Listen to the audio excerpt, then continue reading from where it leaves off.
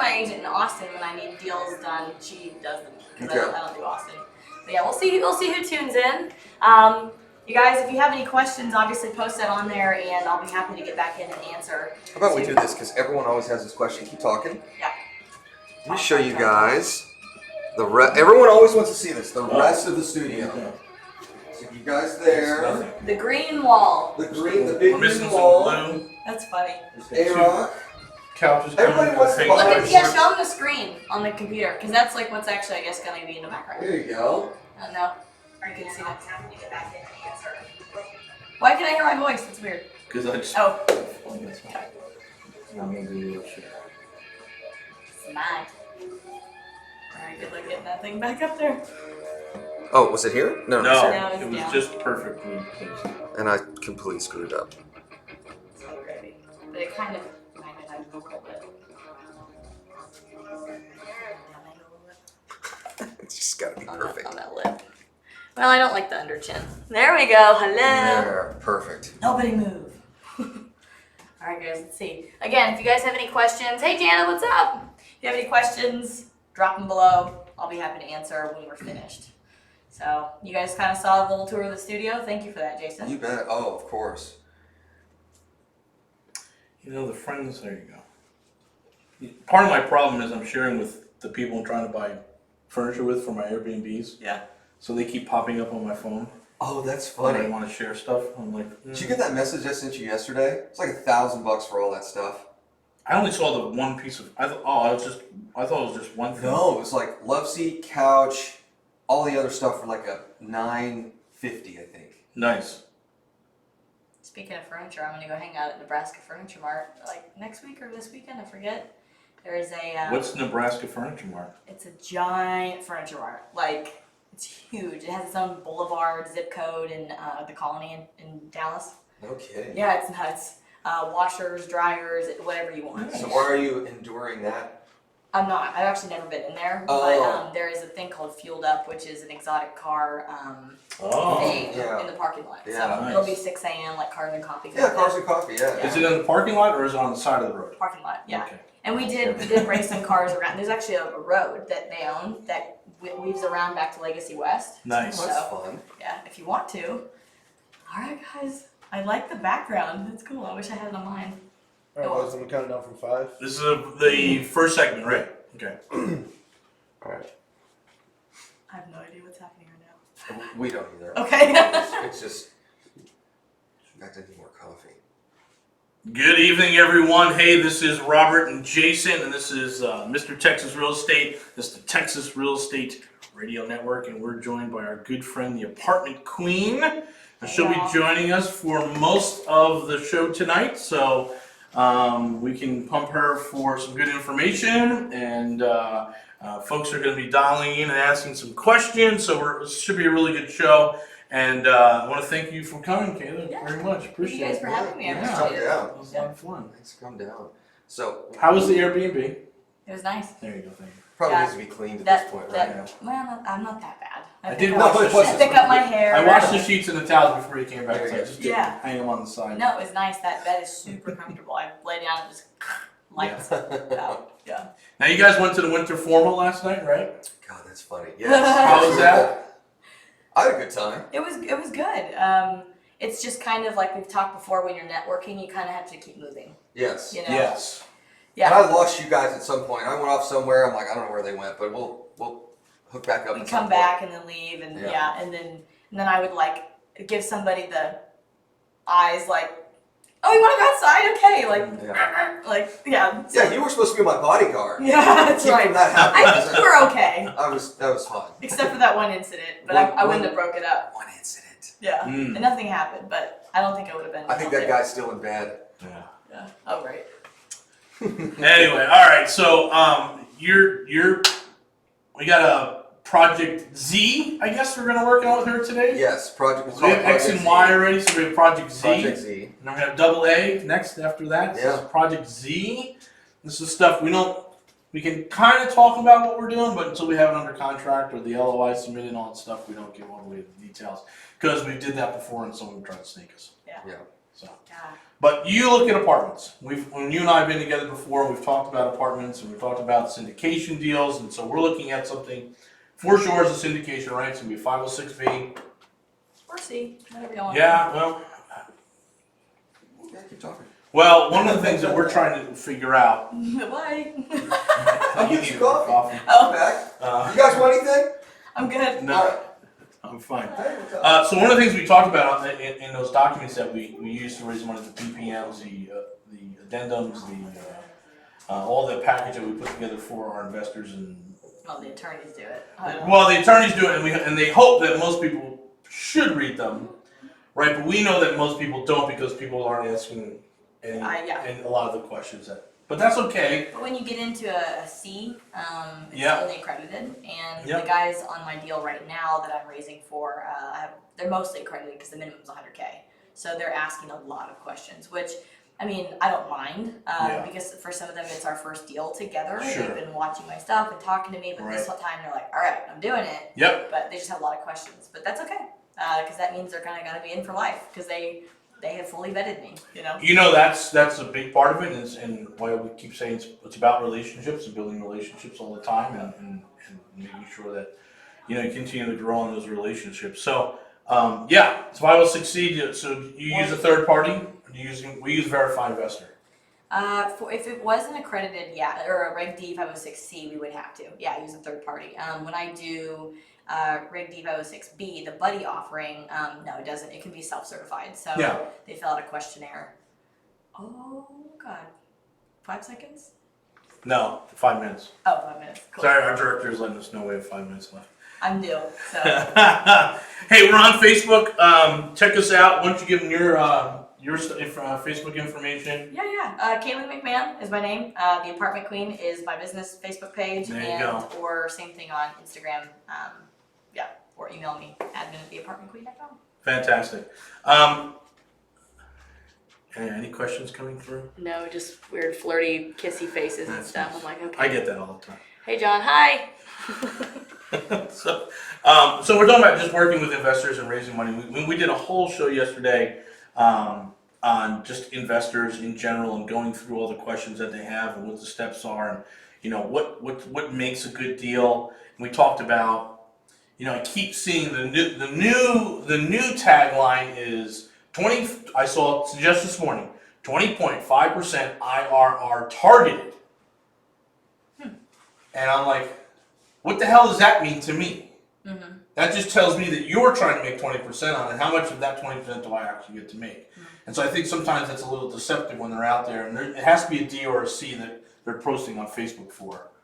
Yeah, it should be right 560. So how do you, when you tell your investors, what's the message? When someone says, I give you $100,000, what do I get back?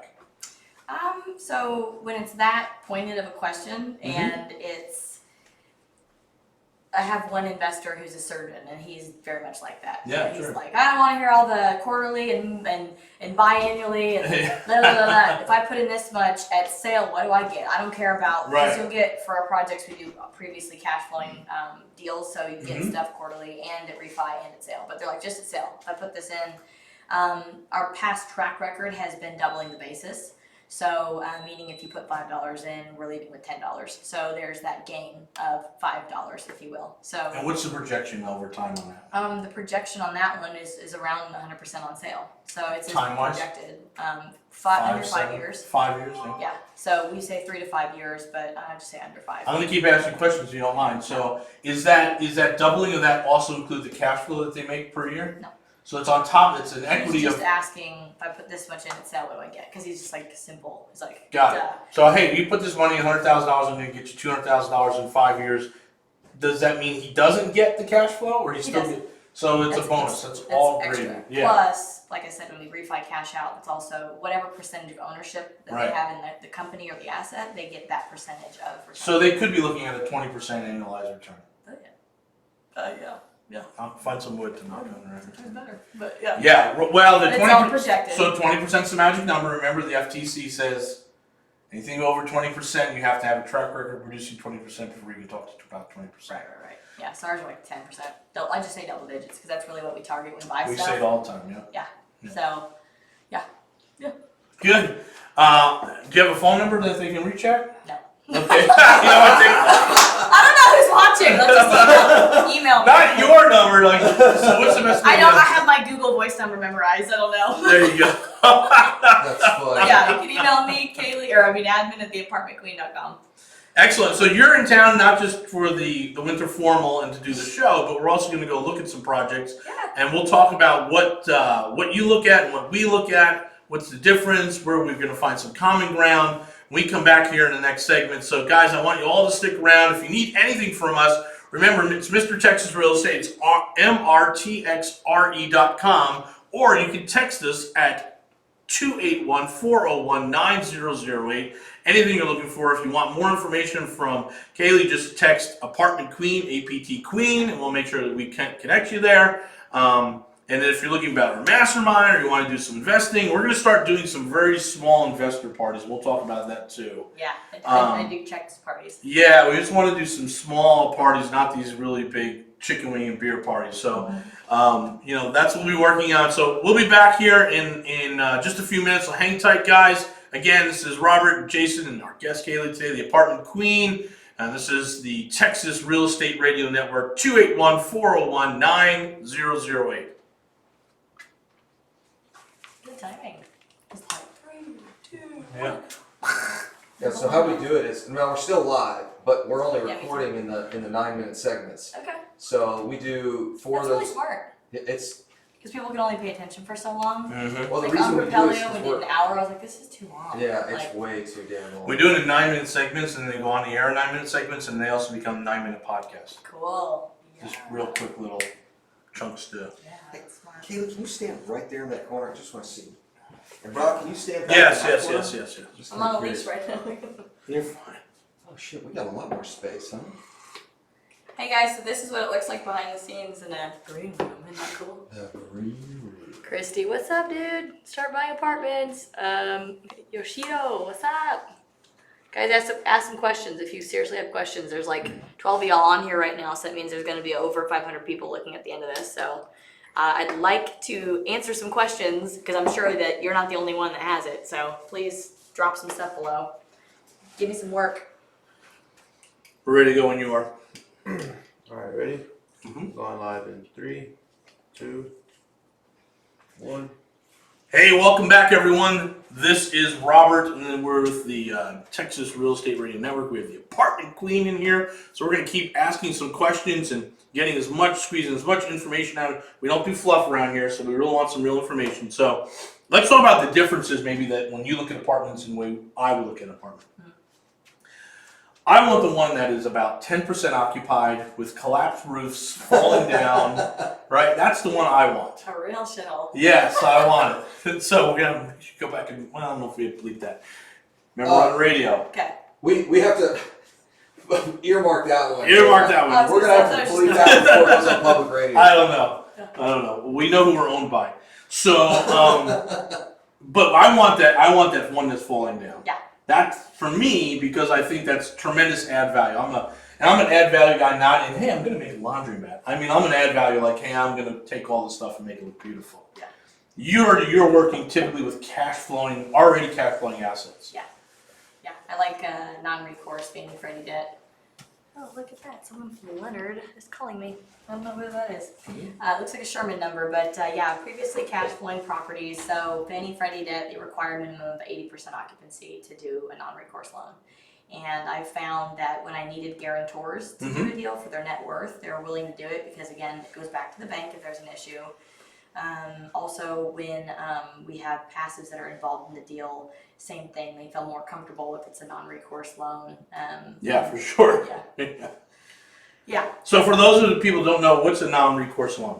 It's a loan structure where basically these Fannie and Freddie loans are government-backed loans, and they do an intense amount of due diligence on us as operators, the property itself. Like, for example, this last week we just had to submit an organization chart. So in the chart, it's like, okay, what's Kaylee's role? What's her track record? What does she do? What is she allowed to do? What's her voting shares? how do we spend the budget, like everything is vetted in these deals. And so the bank is very clear about how things are going to work. Yes. And so because of that, we're able to get a super low interest rate. So 3.68% was the one we just got on this deal Beautiful. for a 10-year loan term. So yeah, to be able to get those incentives, they really have to do their due diligence. And one thing that's cool about Fannie and Freddie debt, so people are worried about a recession coming. One statistic with Fannie and Freddie debt on multifamily properties is that the delinquency rate of those loan structures at its peak, so meaning in the recession 08, 09, was 90% lower than the residential rate in the worst downturn since the Great Depression. Right. So like 1% of those loans were called in the down market. So Right, because people still need to live in.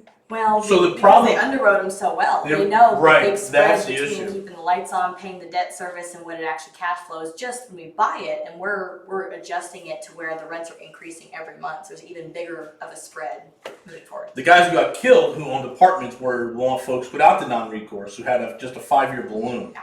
right? And then the 5-year came up right in the middle of that recession, and those banks weren't doing that anymore. So So last night, every hard money lender, their mother was at that event last night, and I'm Right. like, great, we don't do hard money loans. Sorry, like on that type of property, I would do a bridge. So Yes. it's a different deal. okay, tell everyone what a bridge loan is. A bridge loan is a recourse structure, just like a regular bank loan, and then what's built into it is either when you get to those stabilization phases, so you're at 80% occupancy for 90 days plus, and there's certain factors of a stabilized property that they want to see, then it swaps into a non-recourse structure, so Fannie or Sure. Freddie. So then you have this long-term loan that's stable, low interest rate, and so if things change in the market, like you're just chilling. So that's versus the other is it's under occupancy. It's kind of a risky deal, but I mean, those are just deals when I've talked to partners about it. We've been like, okay, so we would have to get the occupancy up where we need it within 3 months. And so, Kaylee, are you willing to move on the property and get it done, then swap it over to a property manager? Like, whatever you have to do, because it's not really the time to be doing that right now. So Why not? just because when something changes in the market, I don't know if it's going to be 6 months, 12 months, 24 months, but it's coming soon. And when it does correct, I just don't want to be in a situation where we can't pay back what we lent, on or over leveraging essentially. Well, we'll do that in the next set. We'll do that right now. I'm pretty bullish on 2019 for Houston. Mhm. I think Houston's going to do just fine in 2019. I would be very concerned about Dallas. Yeah. I'd be super concerned about Southern California and Phoenix and Vegas and some of these other high leverage, high market value cities. I think we still have a lot of room to grow, and typically our market is counter-cyclical. But I'm pretty bullish 2019, which is why we're not afraid to go out and take on some. People still need to live. They're still growing here in Texas. I just look at the Dallas real estate prices and I think, oh wow, that's really reflective of some of these other bigger markets, right? And then I'm just not sure that is sustainable, Yeah. Cap rate compression is real in DFW. right? Yeah, we're looking at like Massachusetts. Explain that term, please. The best that I can. I'm not the smartest person in the world, but cap You're rates. probably the smartest person in the room right now, so at least go on. Cap rate compression just basically means, so for example, the best way I know how to explain it. So when I bought properties that are not in a primary market, they're in a secondary market, you're looking at crazy capitalization rates. And so that means that basically there's a lot of room to stabilize the property and to charge more for the price on sale. And so it's your net operating income divided by your cap rate is your value, and you manipulate that formula to get your cap rate. Well, the lower the cap rate, basically, from my understanding, the less value add there is left in the complex. And so in Dallas, it's just been so groomed over by several different groups that Right. are there. They retrade apartments within each other in the same group, and so they're already buying too high, and they just keep going and going. And so these just ridiculous prices, they just don't make sense anymore unless you're able to somehow target people that are in a desperate situation. They just have really horrible tenants and they don't want to live in the property and deal with them anymore, and they want to sell. We can sell or back carry and give them, extra cash in their pocket every month for life. And so we are trying to do that, but yeah, the cap rates are now getting to be in the 4s, which, like I said, I see on the East Coast, which is not good. I don't want to buy that. If they would change, sometimes we'll negotiate and change the price and get the cap rate higher from where they were, okay, but just, yeah, for the most part, it's kind of nuts. Right So now. Class B, anywhere between 150 and 500 units. What's the cap rate in Dallas? I don't know. I don't buy those. Okay, well, what do you buy? C class. So what's the C class rate up there? C class around What's the 5. cap? 5. Yeah. So we're yeah. buying at a 5 cap. The ones that we're doing in Denton, it's a 6. So that's still low. I mean, it really is. But it's better than whatever else I've seen. So. Gotcha. Yeah, it's crazy. So we internally don't. This is why we look for that distressed stuff, because we won't touch anything below a 12. Yeah. That usually gives us enough Spread to make mistakes. spread, lock little cushion in the numbers that, hey, if we do have to go on, a lot of my friends don't watch me on Facebook. When we have to go a little bit further out, and for whatever is going on inside our marketplace, Section 8 comes back and says, hey, here's a few more changes, and we got to push it another 2-3 weeks, so we missed that whole period to get a tenant in there. So we work with that stuff. It just gives us a lot of cushion. And the 13-unit one, and we're small. Like apartment-wise, we have 71 doors over, I don't know, half a dozen properties, right? But again, when we run our number, we're running at a 14 cap. So we're pretty darn happy with that stuff. Hey, so we're going to keep talking apartments. Jason's going to tag in here for the next segment. This is Robert Orfino. This is the Apartment Queen. If you need to reach out to us, just go ahead and text us at 281-401-9008. I know some of you are old school and want to call. And you can call and leave me a message, but I can promise you that no one will ever pick up that phone. So the best way to get a hold of us is going to be text us at 281-401-9008. And this is the Texas Real Estate Radio Network. We will be back. Thank you.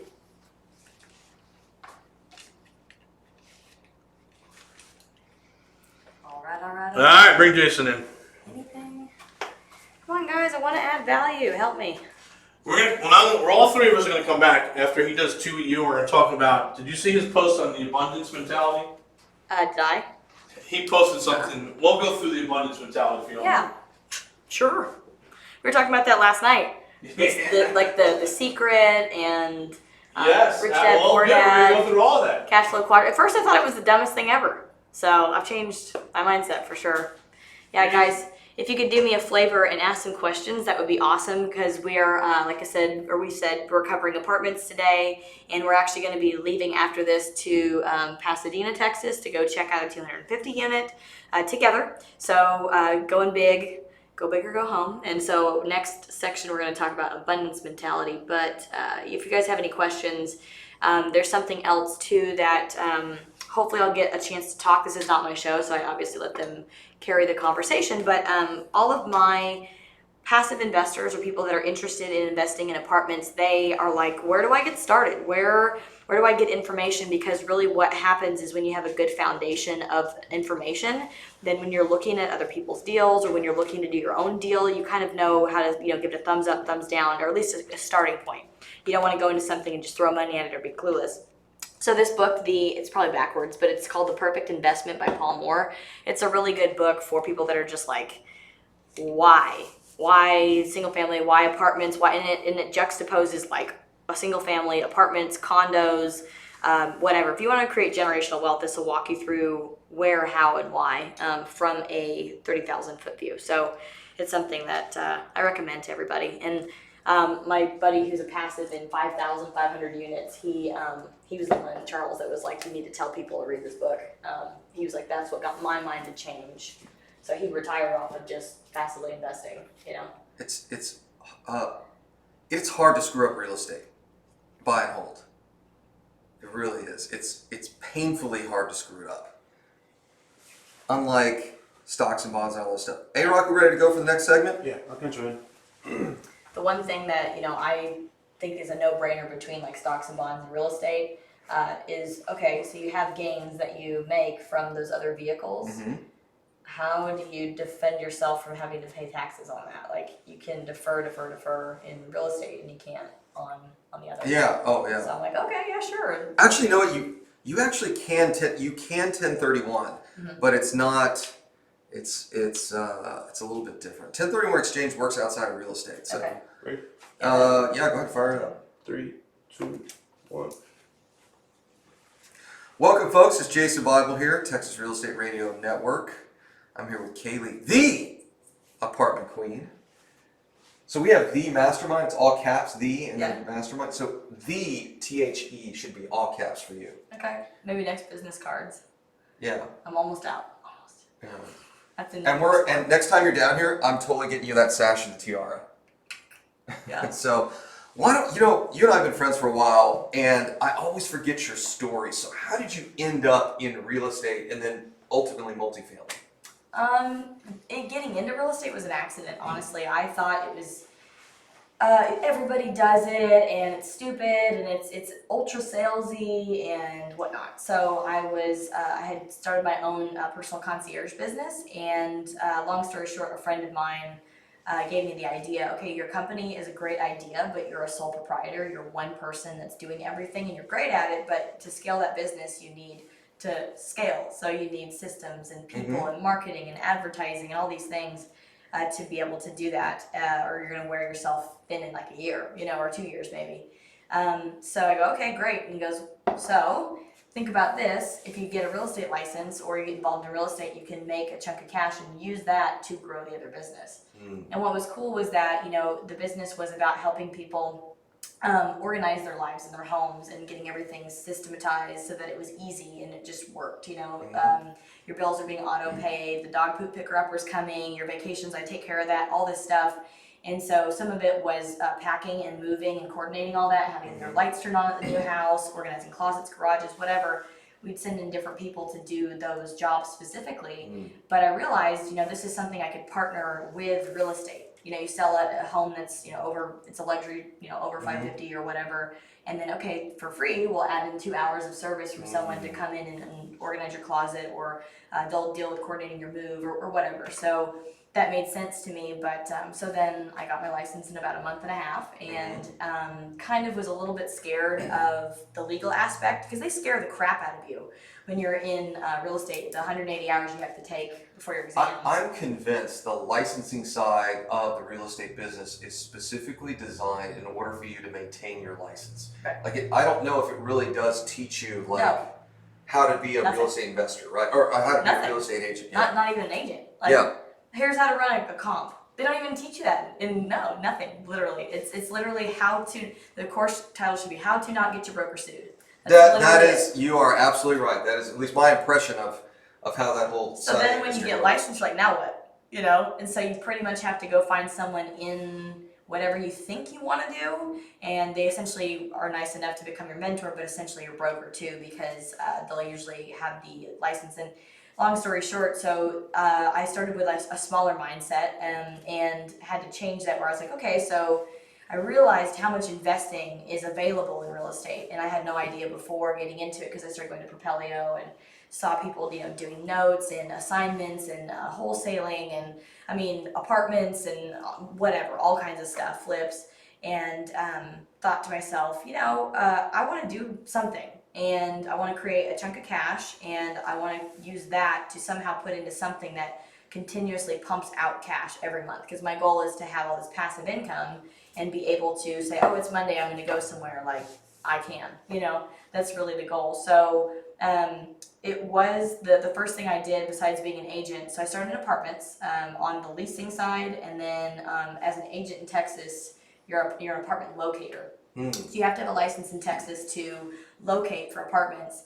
And so I did, but I quickly figured out by about 6 months in how to really, really ramp that business up, closing 15 or so a month. Yeah, you got to do a lot of them though, right? You got to really pump through the volume. If you structure it right, because for example, I'd be like, okay, so I'll find you an apartment, but it has to be in this area of Dallas only. It has to be a luxury apartment. It has to be over $1,000 a month. It has to be, because I knew which apartments would pay me, 200% of the first month's rent. So then you're doing luxury high rises, and they're like $3,000 a month for some good clients. So then that's a $6,000 check. And there's no contract you have to write up, whatnot, but it really is a pain in the butt process to get them to pay you, because they don't want to. So you have to have an assistant that she would stay on it, like weekly, and make sure that the invoices were sent and all this stuff.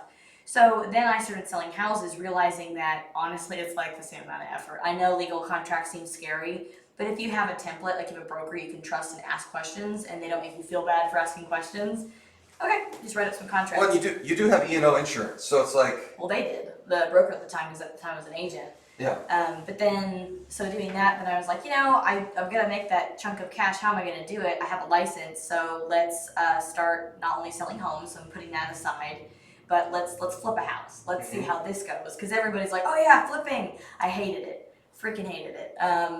Yeah, I don't even want to get into all the details, but for me, it was I had to super micromanage people, and that is not my thing. I don't like being micromanaged. I don't like micromanaging people. I like people that I pay them, they do their job, and we move forward. Make it simple. So I just felt like that wasn't happening for me in single family. So in multifamily, I had met some people that had done it for 10 years or so, and they had made a huge leap, from single family to multifamily in assets under management, in net worth, in cash flow, in returns. And it was actually Propelio that got me to see Will Crozier for the first time. So his thing is it was like 780 million assets under management in 8 years, and what he did was he moved money from large homes that he was like luxury homes in California, saw the recession coming, took it, moved it here, did like 10 houses, and he's like, why don't I just do like 10 roofs under one roof? Like, hello, economies of scale. And then they got into bigger and bigger apartments, and so I think they did 4 deals and 1031 exchange into each of the deals, and it was a 2,333% return at the end of it to all the investors that stayed in. And so they were like, oh yeah, you made us so much money, So he lives in the Philippines now, and he's got a couple. Actually, there's a storm there right now. I texted him the other night because there's a big storm going through, and he's like, yeah, orphanages are flooded, and him and his wife do like cleft palate surgery on kids, and anyway, great person, but. So that's how I got into apartments, and for me, my why in helping create space for people and independence, whether it's financially, spatially, like to get away from people that are using you or taking advantage of you, and kind of get your mind right. I saw it being a quicker trajectory to getting there in multifamily than single family. I was like, single family, this is going to take me 10 years to like actually have enough cash flow, have enough space that I can write off a wing of the building and give it away as a project or whatever. So for me, multifamily was like, okay, that's the next step. Yeah. So to date, you're in a couple of deals now. So just briefly, like, what are you in right now? 236 units in Phoenix, 48 units in South Dallas, 50, we haven't built out the other one yet, but 50 units in West Texas outside of Abilene, and about to be 133 in Denton, Texas. Okay. And that's over what time period? A year. Yeah, so a lot of times you get with actually a little bit more than a year. I put in my first LOIs last year when everyone was asleep in December. Oh, and it took until he was on vacation and January to start moving forward. I'm trying to remember, when did you and I start doing the show? Was that like March? Maybe.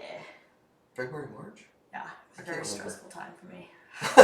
That's the hardest thing I ever did, was closing those things and raising every penny myself. Yeah. I had never done it before.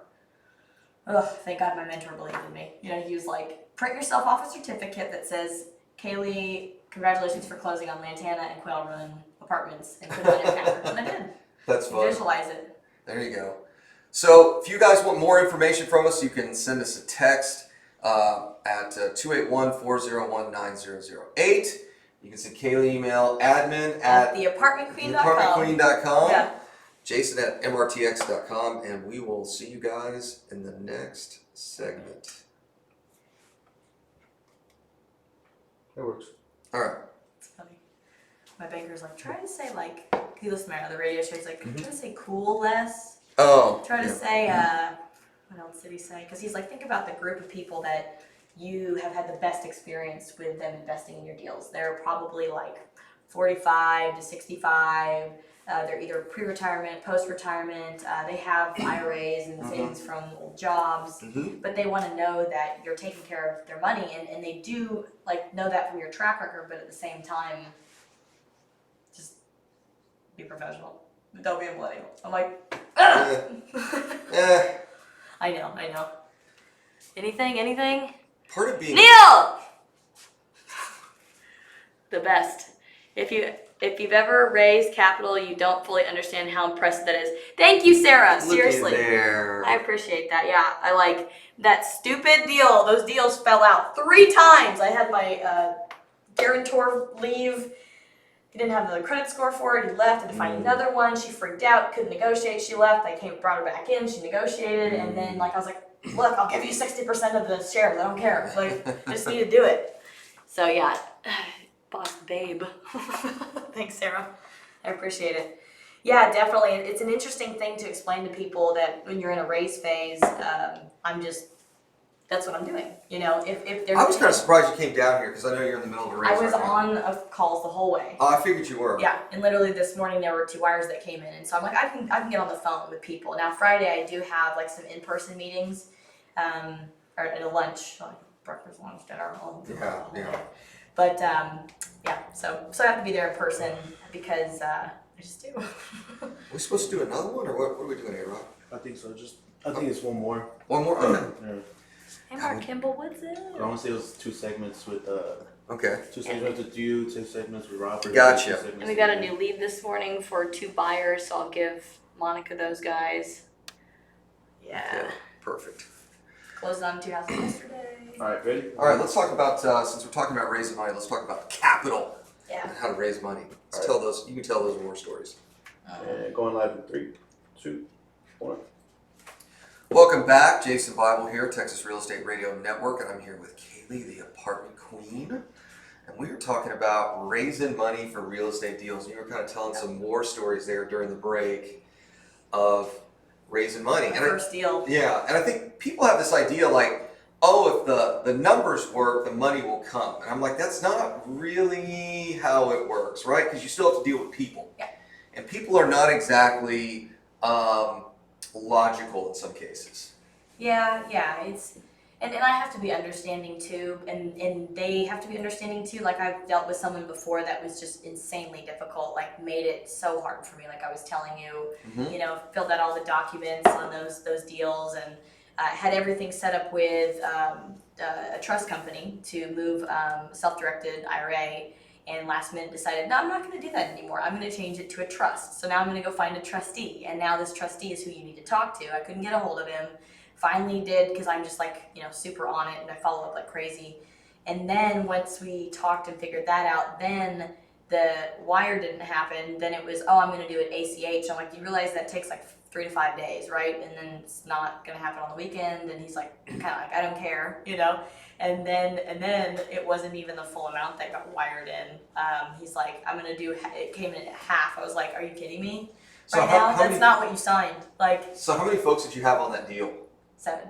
Yeah, so you got one guy that's playing games, and you got 6 others that Reasonable, you know. Reasonable people. One person is super data driven and analytical. I know her really well, and so she's just one that needs to. You know, she'll have extra questions about spreadsheets and stuff. That's it. I mean, and that's not a problem. I mean. I'm happy to explain stuff that I've already run the numbers. I mean, it's right there. So, and sometimes people need you to paint the picture too, because, you know, you look at a spreadsheet and you're like, okay, numbers are cool, whatever, but like, what's the story here? You know, Yeah, okay, yeah. I'm going to put in a pergola and a grill and we're going to do it this month and we're going to charge this much for this parking and it's going to look like this color. And, you know, people want to see the story too. But yeah, that deal was, like the hardest thing I've ever done, I think. Yeah. My gosh. And how big My was first that? 14er in that. But I First could, 14. but I could push through How that. many units was that one? Wait, no, like 14,000 foot mountain Oh, that I climbed. I was no, like the- dying. No, that deal. What was? 50 units. So it was actually 2 buildings right next to each other. One was 26 that I was originally putting an LOI in on, and the other one was 24. And so it just by happenstance, mother passed away. Like, so I put in an LOI in December. Okay. Mother passed away on the other building in December. Mm. But because of the holidays dragging on, pretty much it didn't get rolling until January. Mm. So then it's a small town, and so the other guy found out, I think so the executive of the estate is the local accountant in town, and everyone knows everything. So he was like, oh, you're buying that one, would you look at ours too? So it just so happened that, and it made even more sense then, because then economies of scale come Right, into yeah. play. I have one property manager running both. I have one maintenance guy doing both. When we order supplies, we order for both complexes at the same time, so we get discounts. They're right next to each other. Okay. So Not like right next, like you go around the block and there's Oh, the other okay, one. okay. But yes, yeah. So which is typical for small apartments. They're kind of Is it interspersed with some other single family too? Like a little single family around it? no, one of them is backed up. well, to a road, and on the other side of the road, yeah, there's some single family, but it's not like on the same plot. Okay. It's like yeah. So 50 units there. Yeah. Anything else you can buy in that little submarket to continue to leverage the assets that you have there now? The only other two related things that are there is one property that's Section 8, but it's not even close to being like up. So what I'd like would be for Section 8 to run out, and then for me to be able to do whatever I feel like I want to do with the rents. And then I can also change the tenant mix. It doesn't have to fit a certain criteria that they are going to put in there. It's my choice. And then there's senior living, but it's fully occupied, so it's not something that I could, turn into another type of project. So at the moment, no. Okay. No, I mean, I just got a broker opinion of value about a week ago, and so we're starting the process of, we're going to list, put the few things we need left into it to increase that value, and then we're going to list it in the next 3 to 6 months and get out. Yeah, so now I'm looking at stuff in like closer to Dallas, like Abilene and what is it Amarillo or El Paso? That's a bigger city. It's like 200,000 people. I think it's Amarillo. Yeah, the Amarillo. Well, I mean, it's close. You're not going to drive up to El Paso, right? Sure. I'll fly. Yeah, it's just, God. I've got some friends that are becoming pilots, so. Yeah, El Paso is like, it's east. Yeah. It's not even in Texas. That's kind of the problem I have. It's like El Paso. Bad. Yeah, it's like not even in Texas. Just, God, it's so far out there. So, To hit my other Jason friend up, he flies a little Cessna. Yeah. So maybe, I don't know, but he's not in the deal, so. I was gonna say, and then you're on the Cessna. What is that? Is that probably an hour flight on the Cessna? Yeah. On a 172? Yeah, I've never done it, but yeah, they do it all the time because they've got 2 complexes in Abilene. Rendosa Ranch or Sedona Ranch, I forget, but anyway, there's two that are out there. Yeah, flying the Cessna reminds me of riding a Volkswagen Bug. How funny, yeah. It's like, so we would go, sometimes we'd come up to visit you guys. Yeah. We'd fly the Cessna from Sugarland Executive to Addison. Yeah. And the funny thing about Addison is, it's all private, it's mostly private air traffic, right? So I was just up there the other day. Not Addison, sorry. Just kidding. That was Business Jet Center at Love Field. Okay. So my dog and I walked there the other day and just sat out watching them take Watching the off planes, and come in and visualizing, manifesting. So the hilarious thing is when you're flying a Cessna into Addison, it's all like Gulf Streams and citations and all that other stuff, right?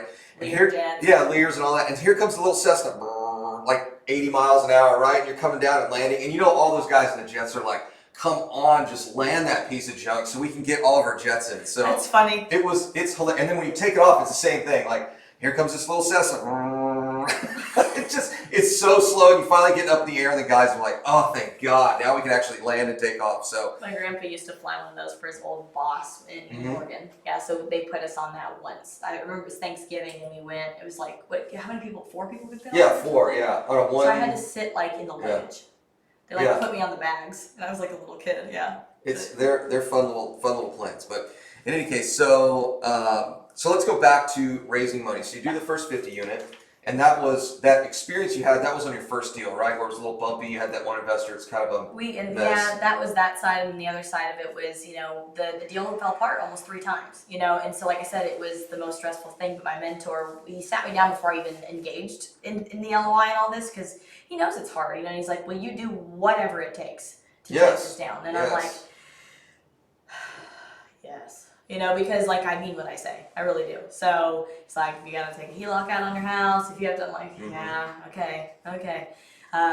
Line of credit, whatever. So I figured it out. But yeah, the first guarantor, his credit score wasn't high enough, and at the time I was like, it's the net worth, right? We have $10 million net worth, we're good. But that anyway, it didn't make sense, but it didn't work. So then I had to go out and find somebody else, and then negotiation wasn't really going well. She kind of freaked out, left, and then I was like, you know what? I can't do this without you. What do you want? Like, I'll just give you what part of the chunk of the deal you want. I don't care. I'll run the whole thing. I'll teach you everything. Come out there with me once a month. I don't care. So that's literally how it's been. I mean, and that's great. I mean, honestly, there's always a challenge. Every week there's something like, our maintenance man went to jail, and stuff happens, but I don't freak out about it. I'm like, all right, so what do we do next? Hire somebody else? Okay, cool. Like, it's not a big deal. What I think so fascinating about real estate is everything is survivable on a long enough timeline. Yeah. Just rents keep going up, appreciation is going to continue to happen. those sorts of things. Thank So God for time. thank God for time, right? Yeah, time heals all wounds. That's really what the story is in real estate. So how do they get in contact with you? Y'all can email me, admin@theapartmentqueen.com. Pretty easy. Thanks for watching, guys, and we will see y'all in the next segment. Looks like we have questions. Oh my gosh. You got questions and comments on all kinds of stuff. Sweet, Sarah. I think I shared this on my feed too. Thank you. You're Anthony, welcome. those ROIs in 100K are amazing. Yeah, they really are. And again, it's projected. I can only say projected. And then if you want to see past projects, I can show you like what we've done before. But in a single family, if the numbers are good, the buyer will come. In syndication, it's about the numbers, but the relationship is also so important. Sarah, I don't necessarily agree with that. Yeah. And I'll tell you where the difference is. Well, When the that's what construction makes starts them getting- make that decision. Like this Right. guy that's asking a million questions. He's accredited. He is asking all the right questions. Kind of too many, but it's fine because I know that once he bets me, he'll probably be in for life. You know. Right. So at this point, it is about the relationship because here's the facts. He already sees all the numbers. He sees my track record. He sees, so. But what I think is most fascinating, and we're going to see this today with the asset that you and I are going to look at it around noon, is that there's an operational piece to this. Whether it's single family or multifamily, you still have to be able to perform. You got to do rehab. You got to get this thing leased up, all that sort of thing. So don't get me wrong. The numbers are the numbers. However, at some point, somebody's got to swing a hammer, run a paintbrush. You got to get bodies in the door.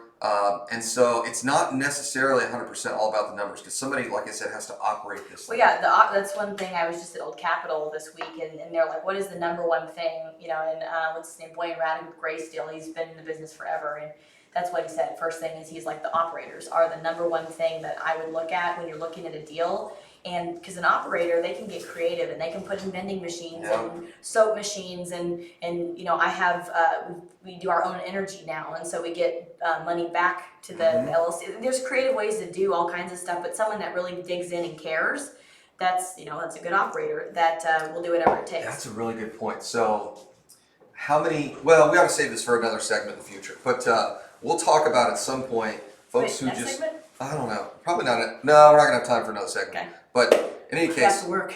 I know we actually gotta go. See, we don't get paid when we do this. We have to actually go out and do This is for stuff. y'all. This is for you guys. So I think it's gonna do it for me. We did two Debbie. segments. A-Rock, you need anything else from us? I'll just ask Robert right now. He's just gonna... Hello? Oh, we have to do one segment together, right? Roberto. All three of us, yes. Okay, all right. Multiples.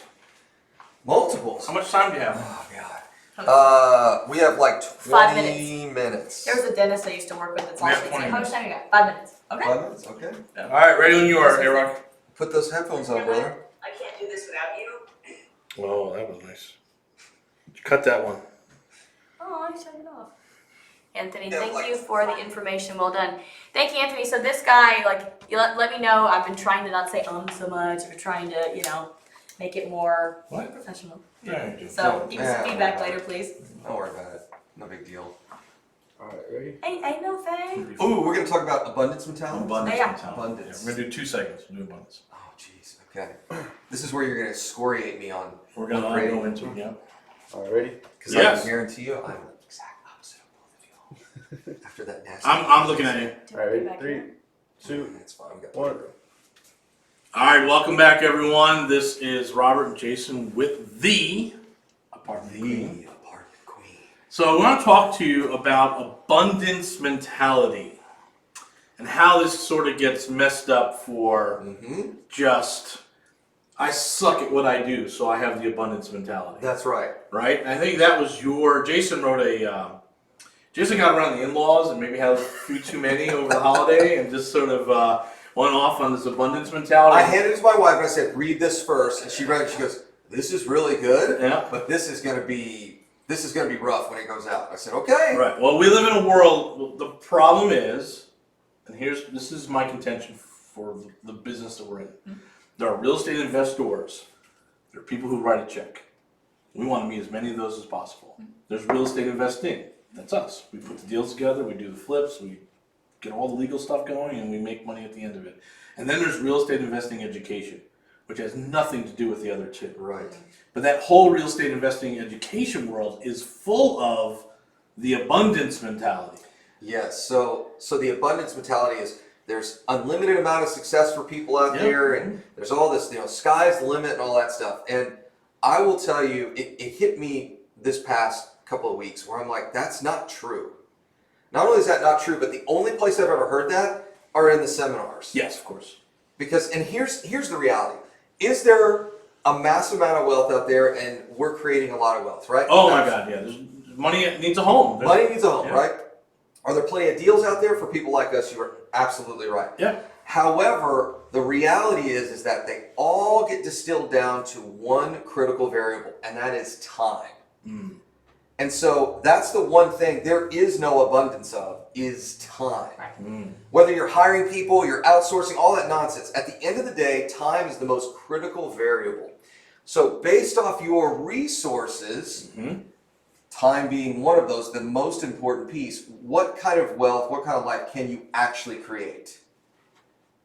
That was the point of that email. Because everyone thinks, oh yeah, we can do it, we're going to be gazillionaires. And I'm like, you can hardly fog a mirror. And now you're going to tell me you're going to build a $10 billion real estate portfolio. The likelihood of that happening is not. We would get the guys, good example of this. So you and I run our little mastermind, right? And what do we tell everybody? What are three things? You need 700 FICO, you need $25,000 to $50,000 to get started, you need a 6-figure W-2 income. And if they don't have those three things, you're going to be very frustrated. You're going to be very frustrated, and the likelihood of success is almost zero. Yes. That's the reality. Right. So that's not, I'll tell you right now, the reason you and I get so much flack, and I think you get it more than I do, because, well, anyway, so I think you get a lot more than I do, because that assaults the whole abundance mindset from the onset. Because you have to have those three things, right? You have to have it. We used to say, Tom Perry and I were partners, one of the things we used to say is like, look, if you've got success in certain parts of your life, we can translate that success into real estate. But if you're an individual who's literally struggled your entire life, man, this is going to be tough. This is going to be tough. Like you can't. No, I get it. I mean, that's the reality of it. So that was part of my email where I said, look, you're going to have time.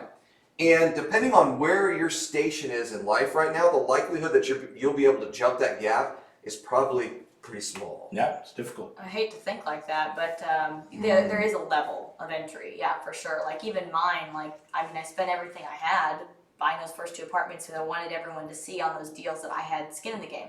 I mean, literally, it's all the skin I had. So I was like, that's all I got. If these fail, okay, whatever. But, for me, I think I have more time than other people because I'm single, and so I can deal with a lot of factors like fundraising, and I just go hard because I don't have to go home and see my kids, Or, for example, I go do all the sweat equity, so then I'm able to pull funds from other people, and so they see the value in what I do on a daily basis versus some. But in the beginning, there had to be some income there. Like I had to have something to show to other people. They're not going to just give you their money for no reason. Like again, you have to be invested in it too. So and plus sweat equity, and whatever. So yeah, so I had to, when people ask like how to make that jump, I'm like, well, I don't know if you're going to do it wholesaling or real estate retail, or if you're going to do it whatever way you do it, or you have a W-2 job at Lockheed Martin and you make a good salary or whatever it is, but you got to put aside some money to get started. It's not going to just come to you. Yeah.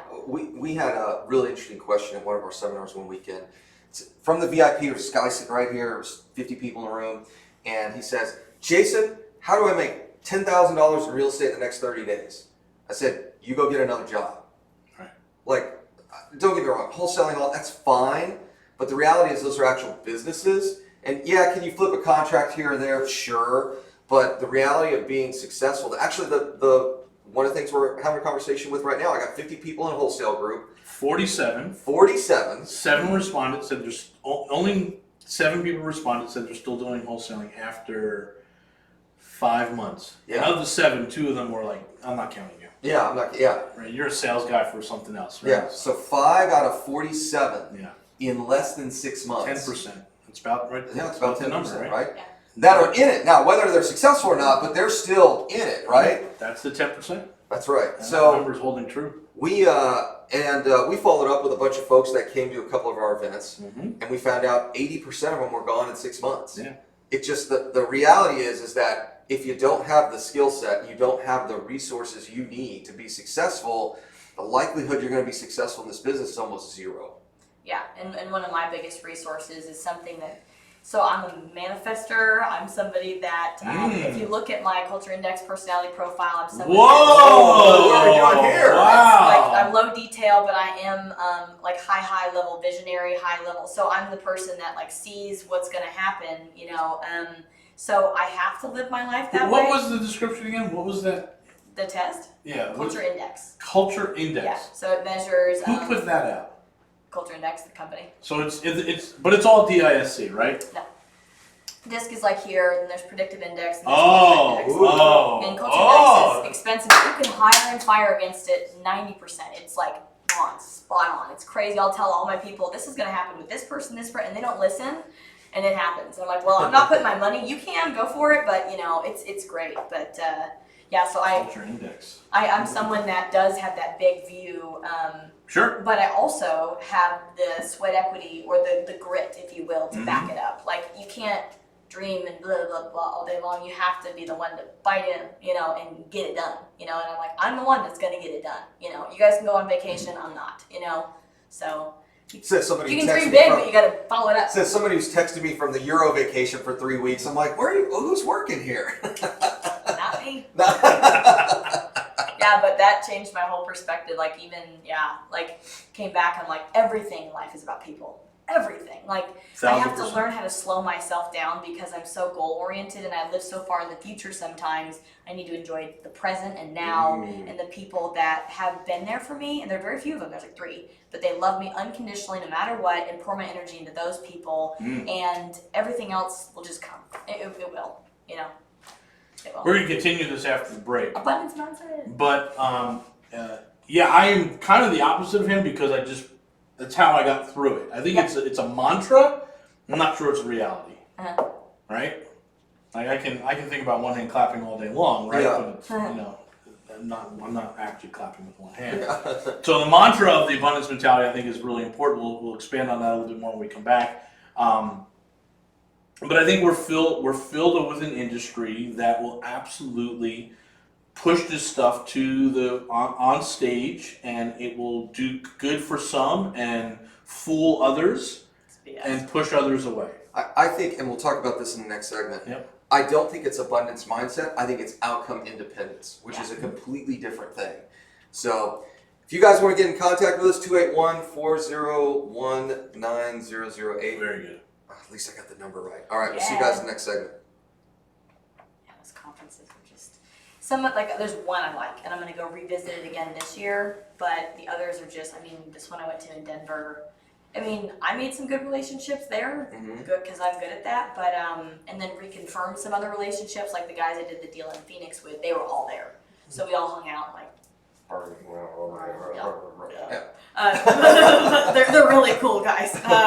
But so that was worth it all day to be with them, and then to also be with these new people that wanted to kind of work with me and whatnot for them to kind of see how stuff works. But big pitch fest. I mean, literally. But I did learn some stuff, and I actioned everything that I learned. So it goes on a checklist, and then I look at that every Monday, Wednesday, Friday, and I'm like, where am I with this? Where am I with this?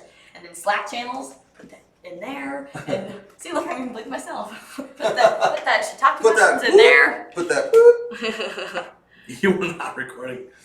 La la la. Amy, what's up? Y'all ask questions. You're being boring. Yeah, so a lot of that, and then, I'm not going to use names, but I even found out, it wasn't surprising.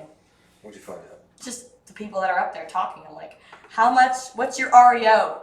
What's your real estate own schedule? And I have more than they do. And Yes. he'll tell you all about it. And I'm just getting started. He knows all these guys. I'm like, you know? what? I'm actively on the property going, cameras, this, and they're just like, No, they're all full of shit. Like, I will tell you, I didn't realize till yesterday. We were having lunch yesterday. It was us and Shelby. And it now all made sense. The amount of flack that we get because they don't believe it's real because their businesses are such a sham. Yeah, and that's one thing my buddy Will experienced, and it was really like heartbreaking once I actually got to know him and his wife, because like he's very private and he's quiet and he's not out there, but he did buy a Bentley, a Lambo, and like a bunch of other great cars. And the time that he posted, Quiet guy with a Bentley and a Lambo. Oh, and this really cool old Ford Mustang Shelby, like Nice. he had Yeah, a that's my great deal. car collection. But the time he started posting stuff was he did a shoot with his wife. like with the old Mustangs. That was like the first thing, and then honestly, the next thing that he sent was all the cars because they were all for sale. He decided to move to the Philippines. So I remember the first time I met him, these guys were like, "This guy is a jackass," and he makes this up, and this isn't real, and these are leased, and da da da da, and he's just like, Whatever. Whatever. I don't care. Don't need yeah. And the ones that really got to know him, Most- here's a real deal, man. Most true millionaires are not on Facebook No. posting their deals. No. Yeah. Uh, He's gotten better at You it. know, this is the joke, right?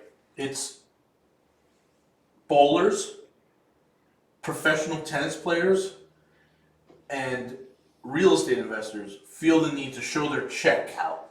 in a picture, right? It's so lame. Yeah. Like you imagine doctors like, woo, I just did a hip replacement, Yeah, that's right. $48,000. Knocked out 2 ACLs this morning, boys. So lame. Creighton, if you're watching, So you should do that, by the way. So lame.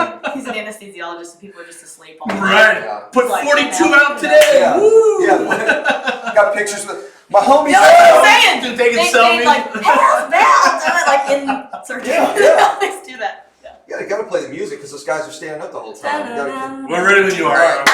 Da-na-na-na. 3, 2, 1. All right, welcome back, everyone. This is Robert Jason here with our guest, the apartment queen. This is the Texas Real Estate Radio Network. We're talking about the abundance mentality, some of the flaws in it. I certainly believe in having a positive attitude.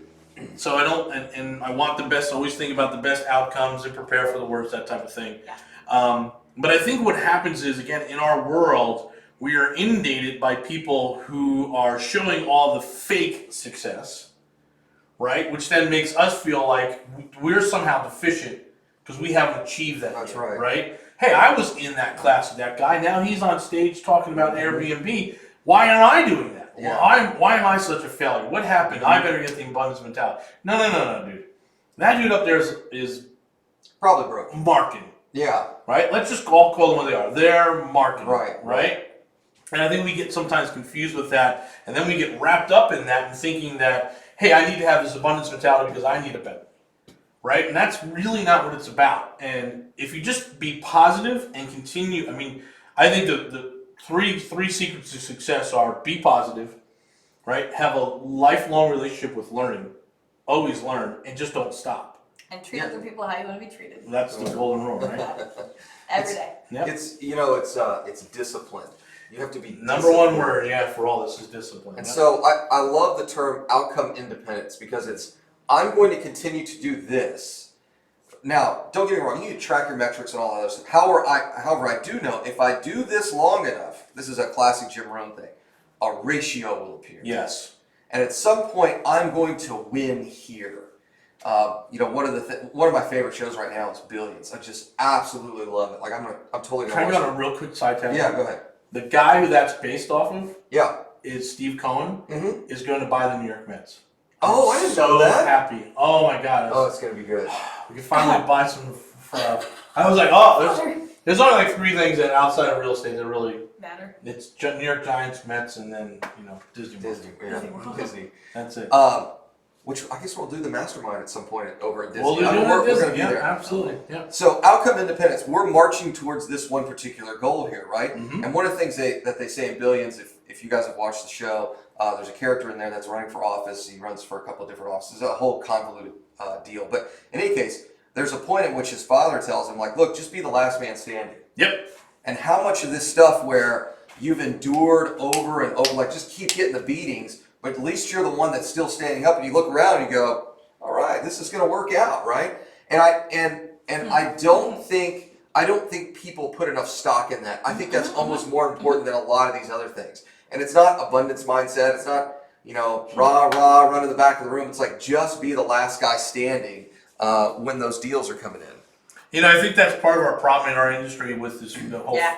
our Facebook world Yep. is, Well, the whole world is. yeah, we want that gratification. We want to we want to present ourselves in a better life than we actually live, right? And then the bigger problem is there are real estate investors, people that do the real estate investing, the active folks, that are terrified to actually say to tell the truth, Yes. right? I mean, we get as naked as possible. Yeah, you know? like last week, my maintenance guy went to jail. You know what I mean? Like, Right, exactly. Like little whatever. things. Hire Oh, someone right, else. and some Wait, were y'all hanging out somewhere? And No, it's not a cool story. And what's actually cool is I was like, where's the cool story? what's actually cool is What, did you jump out of the car? Yeah. he lives in the building Yeah. and paid his rent before he went to jail. Oh, that's good. Yeah. So they're like, you must have known. And he had just a bunch of fines he never Yeah. paid.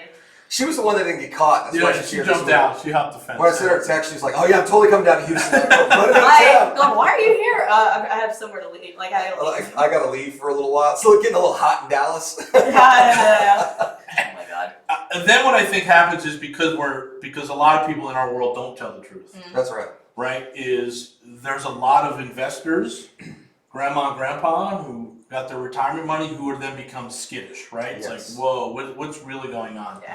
And you know, how many times are you on a panel with a whole bunch of broke ass people, right? Yes, it happens all the time. Right. I look at these guys, and it's like everybody's got a really nice suit on, and they got Mercedes and BMWs and all that nonsense in the parking lot, and I'm like, I know these guys are broke. I know Right. because I see their deal transactions, right? I Right. see their deal volume, and you're just sitting there looking at this, and you're like, this is such. Or they've told me. Oh yeah, or they told me. A lot of these guys are straight up lost told me. $650,000. I'm trying to make it back. Yeah, I mean, I lost a bill on this one, and I'm like, that's fine, but why continue the lie, right? Right, and it's one of the first things I do when I'm on stage. Within the first 5 minutes, I'm like, I lost this, I went into debt, this is bad, I've yet to default on any loans, I'm still getting out of the hole, this is who I am. If you want to stay here, great. If you want to leave, go right ahead. Yeah. Anyone that says we've never done anything wrong. Oh my God, there was a guru in California who always would say, I've never lost any money on a deal. Okay. And we're walking one of his houses, and I'm doing the math, I'm like, you're going to lose $250,000 on this deal. Mm-hmm. How? The math doesn't work. You bought it for 8, you put 400 in, you got it sold for 1.25. Yeah, you're losing a quarter right there. You're not going to make any money on this, right? And so it's just that sort of that nonsense out there. He may not lose any money. No, he's not going to lose any money. But his his investors- student is yeah, going to his lose, students are and gonna his lose money. investors are going to lose money. Yeah, You know, I have a friend of mine right. who. That's the worst. I mean, people are skittish. My girlfriend right now, like her and her partner, they have a house flipping business. They do really well because Danielle is an engineer, so she does all of the engineering for everything. Great. Yalitza's the creative one, and they're like, we have 50K over here, 50K over here. We want to put into deals. We're not sure, because I've done house note partials. I've bought whole life insurance with a cash value. I've done flip houses or a flip house apartments. And she's like, we just don't know where to do it. How, when you look at someone's deal, how do you know that the stuff that they put out there isn't made up? So I go, okay, so a couple of things. That's why this accredited guy is vetting me so hard. I'm like, I gave him a BOV, a broker opinion of value, and that's from the broker. You can call the broker. It's got the apartment addresses, the pictures of it, everything on there. It's like a real tangible asset. If you want to see my track record, I can send you some selling statements, some Alta statements from buying it. Ask for like the real transaction because it's sad people get that skittish, but Well, and so Jana asked, how do you weed those people out? I said, well, here's the fascinating thing about our business. How do we vet like the gurus and those? I think that's what her question is. Yeah. Guru's easy. Yeah, you know what? I'll tell you. I had an experience in Denver. Sorry to interrupt. Oh, go ahead. There was one guy that he's every frickin' where. Education, books, podcasts. Sure. So I do have a podcast, but I'm like, that's the last thing I'm going to do that everybody else is doing. Just because I have a bigger message to get out there. But I ended up realizing after doing some due diligence that the assets under management that person had is less than I have right now, and I'm just getting started. And I don't really tout, those numbers. I don't want to because guess what? Then I'm a target for a lawsuit because someone's like, oh, you have assets I can take from you or whatever. I don't talk about it. I don't want to. But I was kind of amazed that this person's training 600 people in a room and this person doesn't actively invest. Yeah. They don't at all. And I'd be okay with that if they said, hey, I did, I own 1,000 doors, I haven't bought anything in 5 years, but let me tell you how this works. I'm like, I'd be okay with a guy that does that. It's just the But one none of guy, Kent, my buddy Kent, he's the one who stands up in front of the room and says, I haven't done wholesaling in 15 years. Why the hell would I do that? And I also actually I have a skip tracer that I actually I skip trace these people so you can see if they have any felonies, any bankruptcies, any major things like that. So I do that for partners just to see okay, we're gonna have issues with our loan, and they're gonna do it again. You should run the criminal background checks on some of these people. It's the same thing. Yeah, you should run the how many It's felons financial and felons are on stage telling people how to change their lives. I think the one way to do it, our net worth is actually public. Right? Because it's, oh, I own this LLC, we own this stuff here. It's not hard to figure out if they're really doing it or not. Just ask them, what LLCs do you close in? Right. Before you cut any check over $1,000, So help me go one LLC. There you I go. don't care. show me the HUDs. Yeah, show me the HUDs. Yeah, Send for the all HUDs to me. All right. Hey, we're wrapping up this segment again. Thank you very much, Department Queen. We will be back. Well, that was fun, guys. We are headed to somewhere to go look South at an Houston. apartment. Hey, Glenn, how you doing? Hey, Janet Banana. Hope you had a good Thanksgiving. All right, guys, I'm gonna cut it out and save this for later. Bye. It is much more pleasant with the AC in here. Bye. Yeah, I'm not sweating anymore. So Rick is give Rick a call when you can, Alex. He's texting me. Okay.